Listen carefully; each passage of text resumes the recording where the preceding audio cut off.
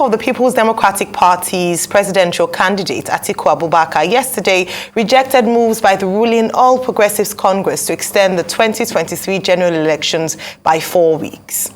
The Independent National Electoral Commission, INEC, in its timetable, had announced that the presidential and National Assembly elections will hold on Saturday, February 25, 2023, followed by the governorship and state assembly elections on Saturday, March 11, 2023. Already, El-Rufai and two other APC governors, Yahaya Bello from Kogi and Bello Matawale from Zamfara, have dragged the federal government before the Supreme Court over the Naira redesign policy of the Central Bank of Nigeria, seeking a declaration that the demonetization policy of the Federation being currently carried out by the CBN under the directive of President Muhammadu Buhari is not in compliance with the extant provisions of the Constitution. Dr. Daniel Bwala, while reacting to the alleged plan by APC to go to court and seek for extension of the Naira policy as well as seek the postponement of the election by 4 weeks, said APC is panicked by a condition of fear of voter backlash he calls anthrophobia. Joining us now on the show is Daniel Bwala, spokesperson for Atiku Okowa Presidential Campaign Council. Good morning and welcome to the morning show. Good morning, Daniel Bwala. The last time you were on this program, you accused the APC of suffering from pantophobia. You seem to have even gone a step further in this your medical diagnosis as a politician. Now you are accusing the APC of anthrophobia. So please, can you explain what you mean by all of this to us? Good morning, Dr. Abati, Mr. Rufai, and my dear sister. Good morning. The last time I was here, like you rightly pointed out, I said they were suffering from pantophobia, which is a condition that is triggered by anxiety of the fear of failure. But since then, their condition has deteriorated very hard. And now it has transmigrated, or it has moved to a point where we call anthromophobia, which is a rare condition of anxiety that is triggered by the fear of people or society. In other words, the fear of voter backlash. And that imminent defeat that is facing them and the fear of what the voters will do, because you see, the sufferings of the Nigerian people from the length and breadth of this country did not start with the CBN policy. For the past 8 years, Nigerians have endured death, kidnappings. I recall 2 years ago, there was an analysis that 2.1 billion naira was spent, extorted by the bandits on Nigerians between Kaduna and Abuja. I recall also the cases of death in different communities in Nigeria. You have seen the gradual increase of inflation, lack of food. You see the corruption in the system to a point where lizards swallow money, birds swallowed money, insects swallowed money. There is virtually nothing the Nigerian people have not seen in the last 7 years. Even if you come down to the issue of fuel problem, for example, this isn't the first time Nigerians are facing that. But what is actually happening now is the climax of bad governance, climax of the bad policies of the All Progressives government-led, All Progressives Congress-led government, which is the reason why they are afraid, because we are right at the door of election. And the fear that this is going to tell on them is the reason they are doing what they are doing. First, they started by the call for extension. They put pressure on the president. The president resisted that. We communicated. And now that it has been shifted, President said, give me 10 days to reflect on it. They wanted to go to court. There is a court order that says president is restrained from extending it.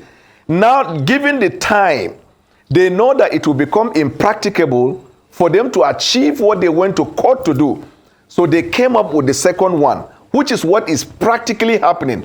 All of these protests and crises you are seeing are aggravated in APC-led state. And the catch is that if they foment this crisis in those states, they will pressure the security forces to write an opinion to the president that given the situation and circumstances, there is the need for the president to extend the election this time around by 4 weeks, so that they would have been out of the 10-day window. That case would have been heard, and they would have used the opportunity to go and fetch for a black market order, extending stopping the Naira policy. You see, if you have even listened to the video of El-Rufai, and the video is all over social media. He is even telling the electorate in Kaduna that they should ignore all this monetary policy. They should use their old money and use their new money. If somebody gives to them, they should collect. They should continue, but that after election, they will deal with that situation. In other words, they are using one stone to kill two birds. One is the idea of extension. Two is the deception to the voters that the old money will apply. This is a game plan in order to deceive them into thinking the vote buying can still be achieved by the old money. But this is the case of anthromophobia. All right. Thank you for expounding on the case of anthromophobia. Yeah, I find it a tongue twister, but the phobia that you talked about. Now, I want to talk about the rebuttal by the APC saying that indeed it is your party that is colluding with some state actors to scuttle the elections come February 25. What's your take on? Because you're saying it's the APC, so there are accusations and counter-accusations on this.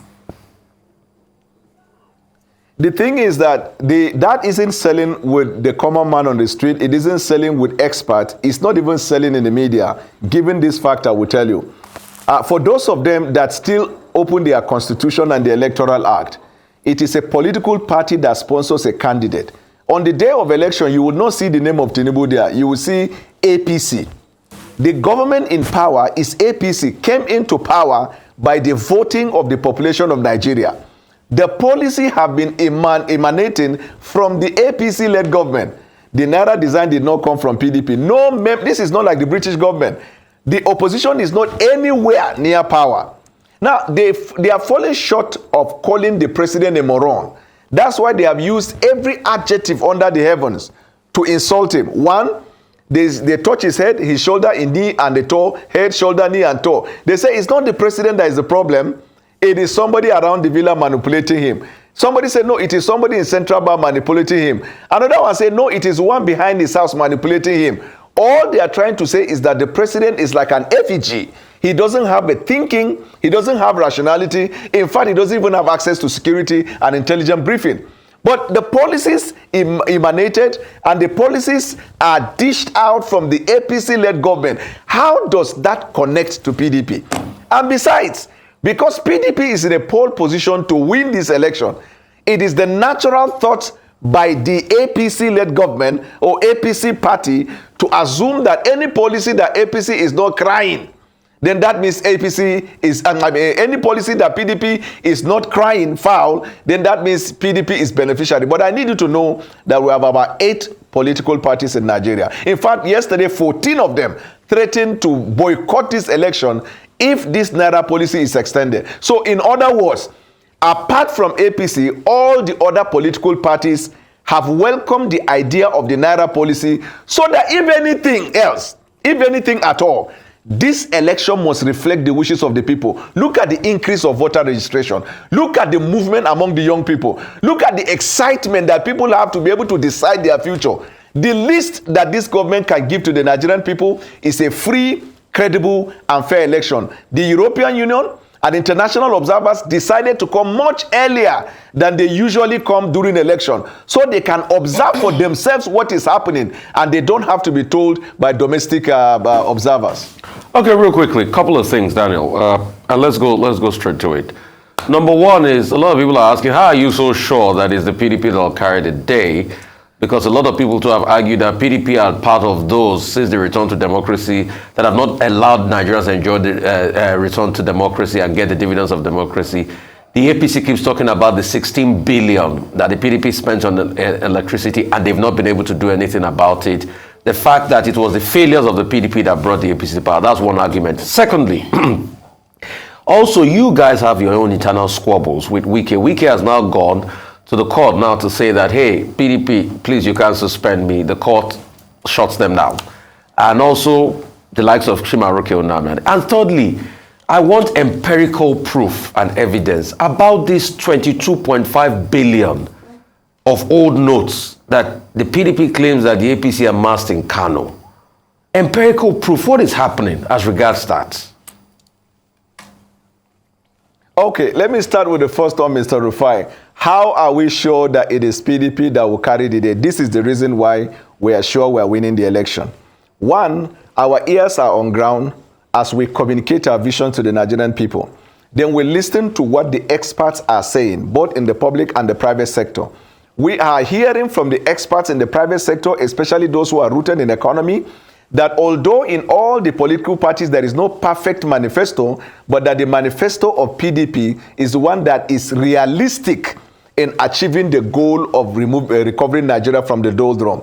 Then from the communities and the ground level, as we listen to the voters, we are hearing from them that they will never vote APC across any platform in Nigeria, because nobody is ever dreaming or wishing of having the reputation of the last 8 years, which has turned Nigeria into something else. But we have also heard from them that other alternative parties do not have the structure and the capacities to win the election, are communicating messages that are the very opposite of their philosophy. 3, they are reeling out falsehood that are not empirically verified. And 4, the only party that appears to be in the center and positioned to unite Nigeria amidst this cacophony is PDP, because on the other side, APC is playing religious politics. On this side, you have the Labour playing religious politics. And so PDP is the one that has a structure. Let me give you an example, Mr. Rufai. If you look at APC, for example, when they were talking about zoning, ordinarily power would have gone to the southeast, but they instigated a lot of southeast politicians in APC to run for president so they can remove all of them out of that place. And today, the southeast in APC have no definition of identity, not to talk of a clarification of the future. If you come to Labour, Labour is a party that is still trying to find its own identity. It has not been able to define what it stands for. It has not been able to define the direction it is going. The person who is leading it has not acquired the needed reach and experience to manage a country like Nigeria. This is the reason why we think that we are winning. Question number 1. Question number 2, you talked about, if I remember, oh my God! Can you refresh my memory, sir? Because I remember after the Wike conundrum and Nnamani conundrum. So, and then lastly, I also talked about this 22.5 billion. Give me empirical proof of the fact that you people saw that money in the hands of APC. If you don't give me proof, I don't believe it. I'm a man of empirical facts. So, no, you just ask question, don't read conclusion. Now, with respect to Wike, we have told you for over 6 months on this studio that PDP is positioned to win and focused. We have been bashed and touched and attacked and fact-checked every left, right, and center as to whether we believe that the G5 will inhibit our progress. And we told you we are focused, even though we are negotiating with them. In the past 6 months, there is nothing we have not seen with the G5, which has, transformed into a lot of 5, including of Jackson 5. Now, the Wike that you are talking about, which has been displaying masculinity, displaying strength like Hulk Hogan, you must have read that Wike has run to court now, seeking for an injunction stopping the party from carrying out its own constitutional power. The party is supreme. Nobody is above the party. For Chimaroke Nnamani, you must know that Chimaroke Nnamani has been involved in anti-party activities. He has openly declared support for a candidate other than the candidate of PDP for presidency. And the constitution of our party has empowered the party outrightly to expel anybody that is doing anti-party. Now, for those who are going to the court, what they will hear from the court is, and you look at the decision of the Supreme Court to that effect, the party is supreme. The party is bound by its own constitution. Anybody who does anti-party is at the mercy of the party. Yet, the party has not taken any radical step against them. The party is still looking for peace and moving.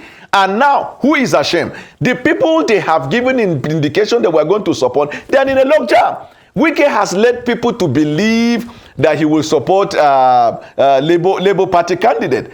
But we know he will not support Labour Party candidate because he was the reason Labour Party candidate left PDP in the first place. And the ground support that he's getting at that time thought that his sympathy lies with Peter Obi. Now he's finding it difficult to tell the world that he's supporting Tinubu. The other G5, we are still talking with them. We are getting good responses, especially from the governor of Abia. And look at how party is. Now, the governor of Abia, for example, they did not recognize the legitimacy of Iochayu. But after the SAT event that led to the death of his candidate in that state, he needed the same chairman that he said does not believe in his legitimacy.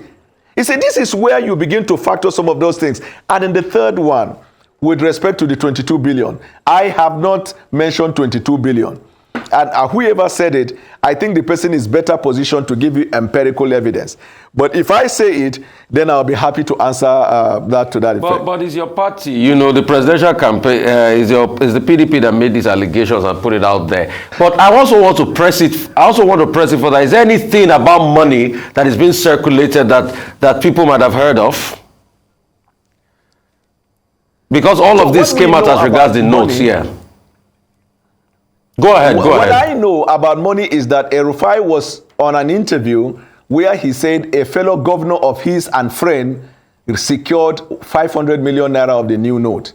I have not heard that security agencies invite him to explain where he got it, because it is the same platform upon which there have been arrests of bank managers and different sets of people. And I have not seen any policy of the CBN that has guaranteed right to a governor to get 500 million of the new naira note. So that is the one that I've heard about money. I also heard about money that the APC as a party and their campaign, they have stashed money in safe houses across Nigeria, the old money, which they intend to use for vote buying. And because the policy will affect them, that is why they are fighting against it. Anything other than that, I have not heard anything. Do you have proof for all of this, Dr. Basim? There are other issues, please. Now, I want to ask you, you were expressing concern about the fact that the APC, that they are suffering from anthrophobia and all of that, and some people are asking for postponement of the election. Are you aware, as you must be aware, that under Section 135, subsection 3 of the 1999 Constitution, elections can be postponed? Once the president thinks that, well, this election is not possible, then he can go to the National Assembly, which by a simple resolution can extend the election, but for not more than a period of 6 months. That's one. What do you think about that? What you said. Wait, let me finish. Let me finish. Yes, it's constitutional. Let me finish. Okay, no, all right. Okay. I referenced what you said earlier. Now, secondly, the governor of Kano State, Governor Ganduje, says that 4 unknown political parties, by this I guess is referring to the Action Alliance, the APP, the APM, and the NRM, the National Rescue Movement, the parties that went to court to get an injunction stopping the president from further, or the CBN from further extending the deadline for the return of old notes. So the governor says that the issue here is that those 4 political parties are colluding with the People's Democratic Party. Is there a case of collusion as alleged? And there are certain political parties in Nigeria that are unknown. And is the PDP even planning to join the case to further support those 4 political parties? Okay, so the first question, yes, sir. The first question is, it is constitutional that the president has the powers to postpone election upon conferring with the National Assembly. But just like in court, the exercise of discretion is measured by what is attainable. They say you must exercise that discretion judiciously and judicially. The condition for which the president can request for extension of postponement of the election are outlined. One of which is if the situation on ground warrants that the election cannot be conducted in the given circumstance, which is the reason why I made the case that APC is trying to foment crisis in their APC-led state to give the impression that a number of states in Nigeria, there is already a crisis that is suggesting that the election should be postponed so they can take their time and quell those crises. But let me tell you what the president himself said in the past, so you can have an idea of his disposition and character, and then he will be judged against his own character. In 2015, when the election were to be postponed, the president was interviewed by a foreign journalist, and the president recounted that in Syria, in Afghanistan, and one other country, war was taking place, and yet election was conducted. In 2019, there was a security report to the president that there are crises in pocket of places in the country, and unless the elections are extended, people might use this period to snatch ballot box. The president said that he has tried his best. Nigerians are free to choose whoever they want, and anybody who takes a ballot box, that's the last time he will act in this world. In other words, they will kill him. The president has maintained a position that threat from unknown actors and conspirators in the country cannot determine the freedom of democracy that we are practicing. And so the president should know, in my view, that any state that try to foment artificial crisis so they can force the postponement of this election, the president, again by law, has the power to declare state of emergency in those states, and we will go ahead and conduct election. Because the Electoral Act and even the conduct of INEC said that if there is election in a particular polling unit and the BVAS is not working, will you cancel all the elections in Nigeria? No, that one will stop and continue the next day. But other parts of Nigeria election will go on. Unless as a country we stand on our feet to say that this democracy has come to remain, these unknown forces and known forces in collaboration with unknown forces will determine the direction of our election. So I call upon the president not to be cowed by any call for the postponement of the election. These people want to destroy his legacy.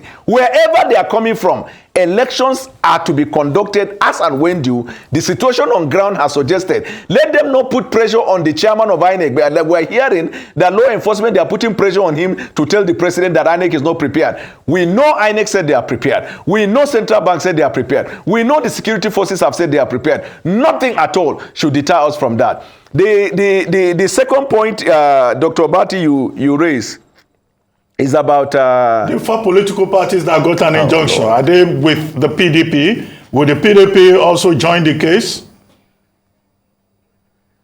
Now, the political parties that have gone to court, if you know, since 1999 till today, political parties have always been going to court. These political parties that have gone to court, they are smaller parties.